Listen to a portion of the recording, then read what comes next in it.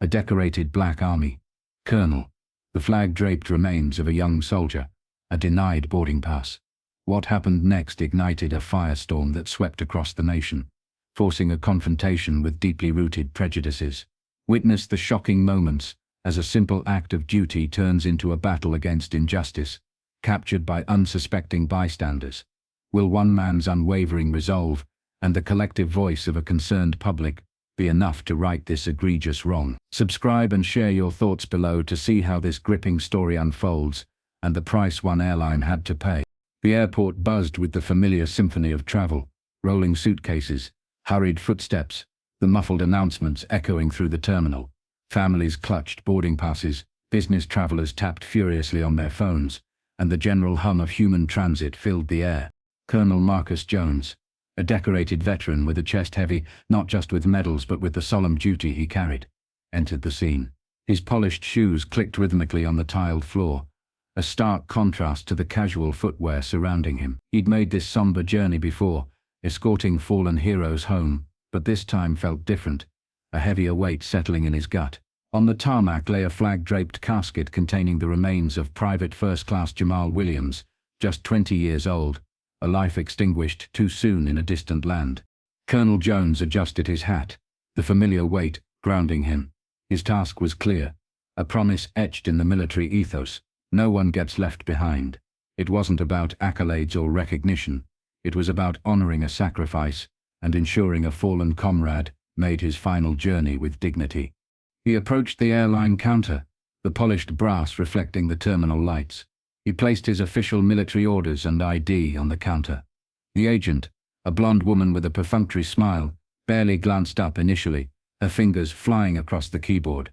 Then, a subtle shift. Her brow furrowed, her typing slowed, and she finally looked directly at Colonel Jones. A beat of silence stretched, almost imperceptible, but noticeable to his trained eye. "Sir," she said, her voice losing some of its initial cheerfulness, "could I see that again?" Colonel Jones calmly handed over the documents. He watched her closely, the almost imperceptible hesitation, a quick, sidelong glance at a nearby colleague, the slight tightening of her lips, small cues that spoke volumes. She whispered something to the other agent, who cast a brief, unreadable glance in Colonel Jones's direction. When the first agent turned back, her smile felt strained, artificial. "Sir, I'm very sorry, but there seems to be an issue with your ticket. We can't allow you to board at this time." A slow exhale escaped Colonel Jones. He had navigated hostile territories, mediated complex international agreements, and faced down armed adversaries. But this felt different. "I am escorting the remains of a fallen soldier," he stated clearly, tapping the paperwork. "Everything is in order." The agent avoided his gaze. "I understand, sir, but there's a security protocol in place, and we can't override it." "Security protocol," Colonel Jones repeated, his voice still measured. "Yes, sir," she replied, the forced smile wavering. "It's just policy." He stood his ground, unwavering. "Policy? What specific policy?" Behind him, the line of waiting passengers was growing, a restless energy beginning to emanate from them. He felt their eyes, a mixture of curiosity and impatience, but he wasn't stepping aside. He needed an explanation. The airline staff, however, remained firm. The air round the counter thickened with unspoken tension. Conversations in the line began to subside, as people sensed an unusual situation unfolding, a uniformed military officer being denied boarding. "Ma'am," Colonel Jones said, his voice calm but firm, "I need to understand the exact nature of this issue. This is a military assignment, not a personal trip. My documentation is valid." The agent hesitated again, her eyes flicking towards a group of airline personnel huddled near the back, their hushed tones carrying a sense of unease. The supervisor, a man in his late 40s with a weary expression, finally approached. He adjusted his tie and folded his arms, his gaze fixed on Colonel Jones.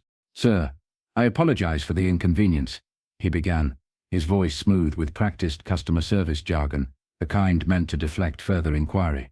"But we have certain policies in place, and unfortunately we can't override them at this time." That phrase again. Policies.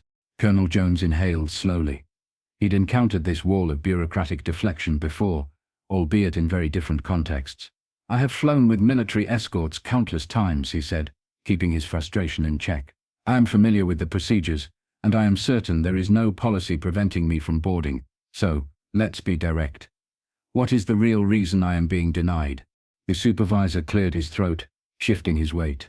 It's just an extra layer of security, sir. Nothing personal. Nothing personal. The irony hung heavy in the air. Colonel Jones tightened his jaw, resisting the urge to let his anger surface.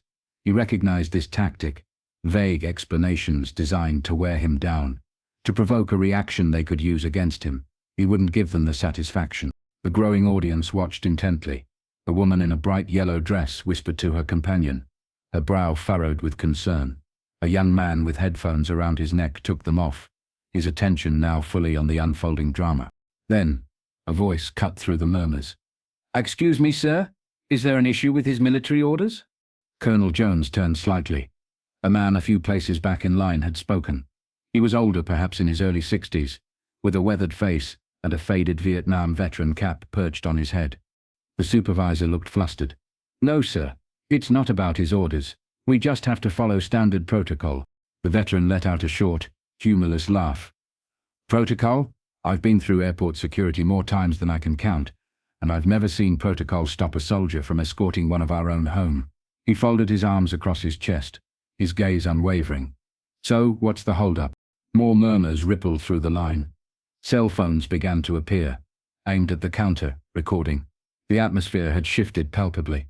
The airline staff could feel it. The initial agent glanced nervously at her supervisor, a flicker of uncertainty in her eyes. The supervisor sighed, running a hand over his forehead. He looked at Colonel Jones again, the weight of the moment seeming to settle on him. "Let me double-check something," he mumbled, before retreating towards the back office. The agent at the counter kept her gaze fixed on her computer screen, feigning intense concentration. Colonel Jones remained standing, ramrod straight, his gaze fixed ahead. He wasn't going anywhere without answers, and neither was the silent story of Private Williams. The murmur in the terminal was no longer just background noise, it was focus charged.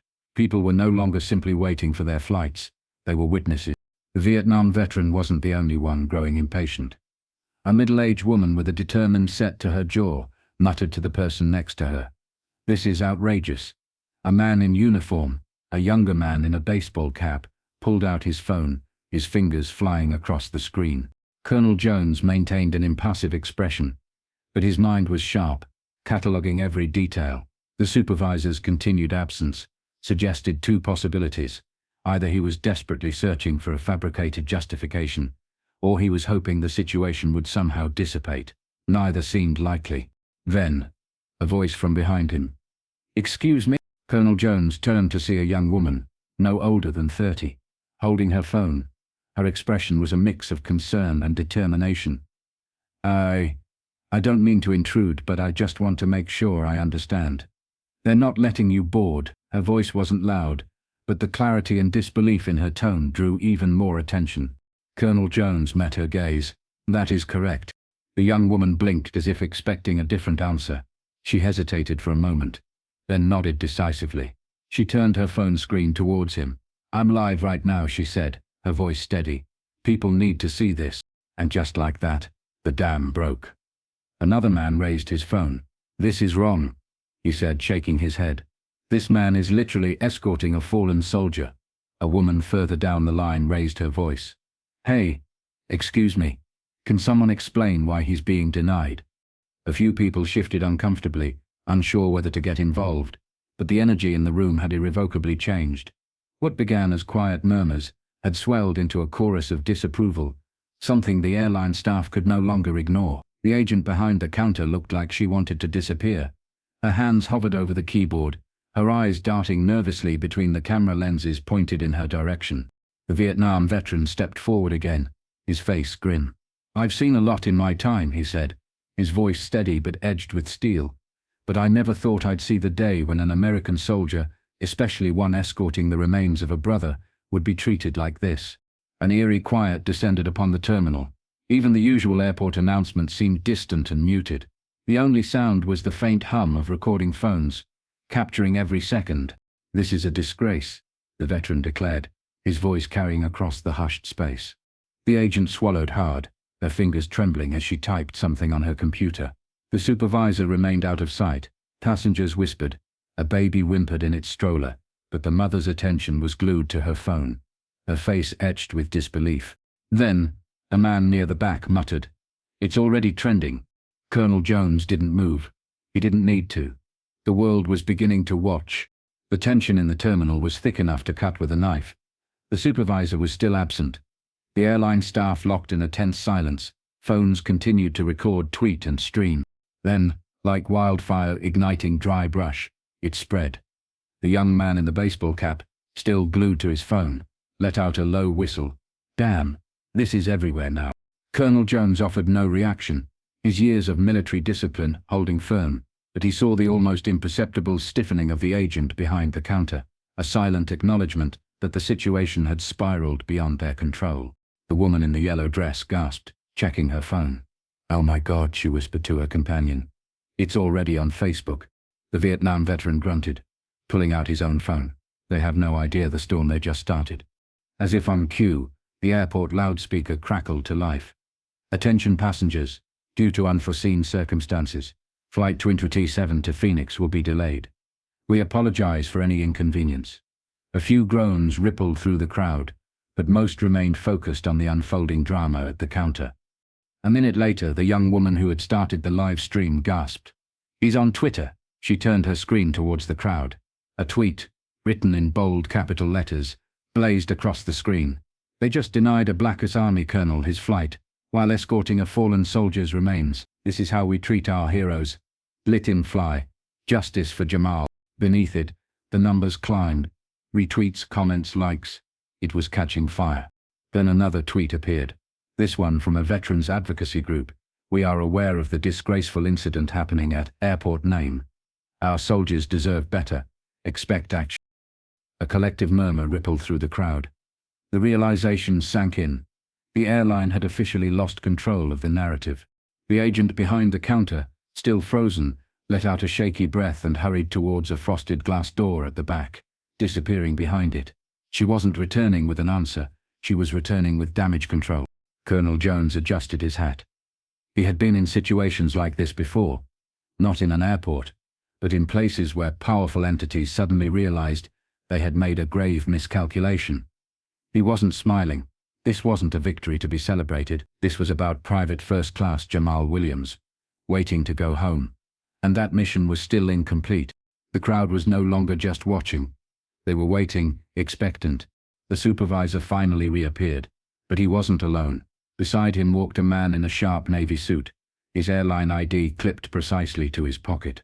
His demeanor was brisk, controlled, the air of someone accustomed to handling crises. He stopped just short of the counter, his eyes quickly assessing the scene. Colonel Jones, the Vietnam veteran, the rows of recording phones. He cleared his throat. "Colonel Jones, I sincerely apologize for the miscommunication. There appears to have been an error with our system, but we are working to get you on your flight as soon as possible."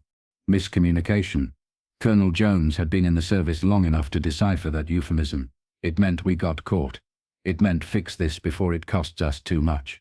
He didn't respond immediately, letting the silence hang heavy, watching the airline representative shift uncomfortably.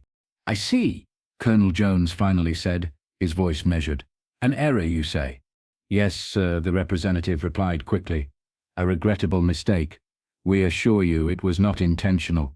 A few people in the crowd scoffed. The Vietnam veteran shook his head. The airline rep adjusted his tie, his discomfort palpable. "We would like to personally escort you to your gate now, Colonel. First-class accommodations, of course. First class, as if that addressed the core issue. Colonel Jones looked past the man to the counter where the agent still stood, avoiding his gaze. The same agent who had offered a strained smile while denying him passage. Colonel Jones exhaled slowly. "I appreciate the urgency," he said, "but I need to clarify something." The rep nodded eagerly. "Of course, Colonel." Colonel Jones's voice remained steady. "If no one had recorded this, if no one had spoken up, would I still be standing here?" A beat of silence. The rep swallowed hard. "Sir, we—" Colonel Jones cut him off. He already knew the answer. Everyone in the terminal knew. Another moment of silence. Then a woman in the crowd murmured, He's right. The rep tried to regain control. Sir, we sincerely apologize. We both know this isn't about an apology, Colonel Jones stated. It's about accountability. The crowd murmured in agreement. Their anger had morphed into disappointment. The rep knew he was losing ground. He straightened his posture, adopting a more authoritative tone. Colonel, let's get you on your flight now. Before Colonel Jones could respond, a new voice interjected. Sir, a younger man in an airport security uniform had approached, holding out a phone to the airline representative. I think you should see this. The rep frowned, taking the phone. He scrolled through the screen, his face paling. The Vietnam veteran crossed his arms. Something wrong? The rep didn't answer, but Colonel Jones already knew. The backlash had exploded beyond the airport. A major news outlet had picked up the story. The headline blared, U.S. Army colonel denied flight while escorting fallen soldiers' remains. Airline scrambles for answers. Below it, a video clip from the terminal played. The rep handed the phone back, inhaling sharply. He turned to Colonel Jones, his voice thinner now. We deeply regret this situation. We'd like to issue a public statement clarifying. Colonel Jones cut him off. The public already knows the truth. Silence. The rep pressed his lips together. Colonel Jones looked at the crowd, at the still recording phones. He turned back to the rep. I don't need first class. I don't need special treatment. I need respect, and so does the soldier I am escorting. Another murmur rippled through the crowd. The rep gave a stiff nod. Understood, sir.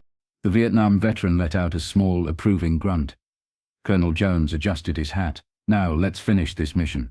But for the airline, the repercussions were only beginning. The story went viral.